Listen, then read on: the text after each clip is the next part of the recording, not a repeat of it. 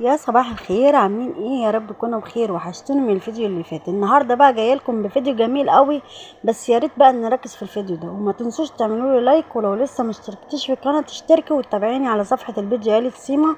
ويلا يا ستي، ده معانا بومبار، واحنا شفنا الترند بتاع الخلاط، تنظيف البومبار في الخلاط. تعالوا نشوف التجربه دي يا صح يا في ناس كدبت قالوا لا ده بيتقطع، وفي ناس قالوا لا ده بيطلع زي الفل.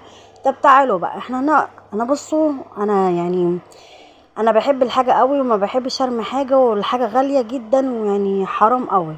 احنا نجرب في اتنين. انا هقصهم بالمقص وهنزلهم في الخلاط. تمام؟ شايفين؟ يلا بقى شجعيني واعملوا لايك. شايفين البومبار عامل بقى ترند على النت، على الفيسبوك. طب ايه كل الهيصه دي؟ اهو حطينا واحده، شايفين؟ وانا بوريكم هحط اهو. انا مش حاطه حاجه في الشفشه غير اتنين بومبارتين هم 3.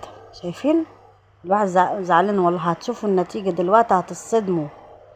معنا كوبايه كبيره ميه زي ما عملوا بالظبط في الترند في الفيديو اللي قال جايب 7 مليون مشاهدة. نفسي افهم بسبب ايه يعني. ومعلقة ملح. تمام؟ يلا بقى نضرب الكلام الحلو ده كله، وتعالوا بقى نشوف ايه اللي هيحصل.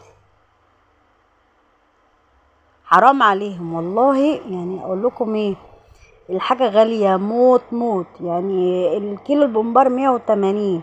حرام يعني اللي بيحصل ده. انا حاطه حته عشان لو الخلاط بيتكهرب، مش بيتكهرب، هو يعني بيتدلع معانا. ضربنا ضربة واحدة اهو اهو. شايفين؟ مش بضرب قوي، يا دوبك ضربة بسيطة، وبعدين نرجع تاني ضربة بسيطة وارجع تاني. تعالوا بقى نشوف اللي بيحصل بقى، نشوف نتيجة البومبار، تنظيف البومبار في الخلاط. ياما هنعيش ونشوف العالم اللي احنا فيه ده. فضينا البومبار اهو في المية في البولة. تعالوا بقى نشوف البومبار اللي انا نزلته في الخلاط شكله ايه. او نضفولي، بس نضفولي بقى بطريقة تانية، قطعهولي حتت. شايفين؟ ايه ده؟ ايه ده؟ ده الحتت البومبار اللي انا منزلاه، انا منزلاه عشان ينضف، ومش منزلاه عشان اقطعه. ايه ده؟ وفي واحدة لازقة اهي في السكينة ومقطوعة وحالتها بالبلة، دي مفتوحة خالص ولا كأني عملت حاجة. الحمد لله ان انا جربت في 2، ما جربتش في بقية البومبار، وعشان انا محبتش ان انا ارمي فلوسي في الارض. انا مش لاقي الفلوس اللي في الارض دي، انا مش لاقيها في الارض اصلا عشان ارميها. شايفين؟ تعالوا بقى نشوف بقى ايه اللي بيحصل. اهو بوريكم يعني الشفشق ما فيهوش حاجة. نبدأ بقى نشوف العظمة اللي في الشفشق. الخلاط ده عمل ايه؟ او انضفه، بس هو فتحولي ما شاء الله، ولا نضف ولا عمل.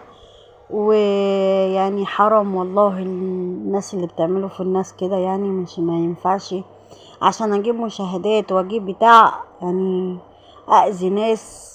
يعني انا جربت وصفة من على النت منساه ابدا، تخزين الورق العنب. طلع الورق العنب زفت، وكنت جايباه الكيلو ب80 جنيه، رميت 160 جنيه في الزبالة. شايفين؟ تجربة فاشلة فاشلة فاشلة. شايفين؟ ايه ده؟ ايه ده؟ ده تنظيف البومبار. ده احلى طريقة بنضفها، بجيب مصفى وشوية ملح وتنزل كل حاجة زي ما علمنا، زي امهاتنا لما كانت بتعمل، تجيب طرف السكينة وبتنضف بيها. ايه العك كده؟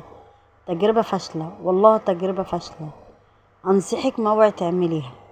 لو مش مصدقاني، لو عندك واحدة جربي وبصي يعني ملناش نصيب فيها. شايفين؟ ايه ده؟ ايه ده؟ يعني انا مش فاهمه. ده البومبار اللي انا قلت انضفه في الخلاط وعامل ترند وقلبان على السوشيال ميديا، فين الكلام ده؟ لا لا، وبيكدبوا وبيقولوا مش عارفه ايه. لا لا لا لا لا لا. اوعى تجربيها، واستنيني الفيديو اللي جاي. مع السلامه.